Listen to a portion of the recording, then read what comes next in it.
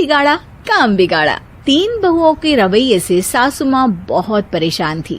दरअसल बात ये थी कि तीनों बहुओं में किसी बात को लेकर अनबन हो गई थी। तब से ही तीनों एक दूसरे से मुंह फुलाए रहती थी। ना कोई सीधे मुंह किसी से बात करती, ना किसी का कहना मानती। पड़ोसी भी इस बात को जानते थे और जाने कैसे कैसे बातें भी करते। इसीलिए सासू माँ ने तीनों बहुओं को तुरंत अपने कमरे में बुलाया। मैं कई दिनों से देख रही हूँ, तुम तीनों अलग अलग सारे काम कर रही हो। ये सब नहीं चलेगा, तीनों को मिलकर ही काम करना पड़ेगा। सास की बात सुनकर एकदम से बड़ी बहू बोल उठती है। नहीं मम्मी जी, मैं इन दोनों के साथ कुछ नहीं कर सकती। मैं इस घर की बड़ी बहू हूँ, फिर भी ये मेरा कहना बिल्कुल भी नहीं मानती। अरे जेठानी जी, जानबूझकर मुझे डबल काम करवाती है आप। और छोटी मुझसे टेढ़े मुंह ही बात करती है। इन दोनों के बीच हमेशा सैंडविच बन जाती है मेरी, और मैं हमेशा आलू की तरह बीच में मसली जाती हूँ। मम्मी जी, इन दोनों को लगता है कि मैं छोटी हूँ तो इनके पैरों तले दब जाऊंगी, लेकिन नहीं, मेरा भी उतना ही अधिकार है जितना इन दोनों का है। बड़ी आई दोनों मेरी चुगली करने के लिए, मुझे क्या कम समझ रखा है। तीनों बहू एक दूसरे से बहस करने लगती है और सास दोबारा ये देखकर टेंशन में आ जाती है और सबसे कहती है, चुप हो जाओ, अब से तुम तीनों सारे काम एक साथ करोगी। आंख बंद करके एक दूसरे की बात सुनोगी। तुम तीनों इस बात को गांठ बांध लो, वरना अगली छुट्टियों में तुम्हारा अपना मायके जाना कैंसिल। सास की बातें सुनकर डर के मारे तीनों हामी भर देती हैं। जी मम्मी जी, मैं समझ गई। हाँ मम्मी जी, जैसा आप कहें। आप जो कहेंगी मैं वही करूंगी।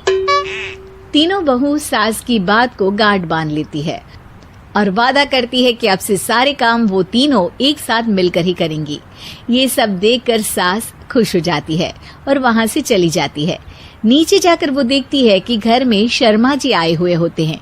सास जोर से आवाज लगाकर कहती है, अरे बहू, जरा चाय बनाकर तो लाना, शर्मा जी आए हैं। सास की बात सुनकर तीनों बहू तुरंत किचन की ओर भागती है और चाय बनाना शुरू कर देती है। मुझे तो एकदम मसाले वाली कड़क चाय पसंद है, तो हम शर्मा जी के लिए मसाले वाली चाय ही बनाएंगे। अरे नहीं दीदी, गर्मी के मौसम में मसाला चाय कौन पीता है? मैं तो शर्मा जी के लिए इलायची वाली चाय ही बनाऊंगी। ये कैसी बात कर रही हैं आप दोनों? मेरी मम्मी ने सिखाया है कि मेहमान को ज्यादा दूध और शक्कर वाली चाय देनी चाहिए, वरना वो घर वालों को कंजूस समझते हैं। तो मैं तो शर्मा जी को ऐसी ही चाय दूंगी। तीनों बहुएं अपने अपने तरीके से चाय में शक्कर, मसाला, पत्ती सब डाल देती है।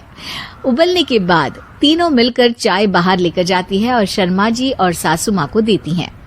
चाय पीने के बाद शर्मा जी सासू माँ को देखकर शर्मा जाते हैं और शर्मिंदा महसूस करते हैं कि आखिर उन्होंने चाय पीने के लिए हामी क्यों भरी।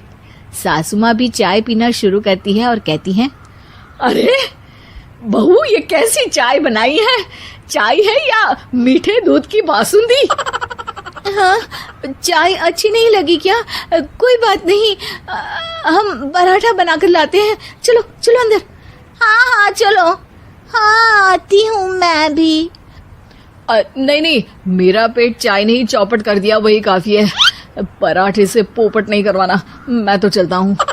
शर्मा जी चुपचाप पतली गली से निकल जाते हैं। अगले दिन सास बहुओं से कहती है, अरे बहू, जाओ जाके ऊपर के गेस्ट हाउस की सफाई कर दो।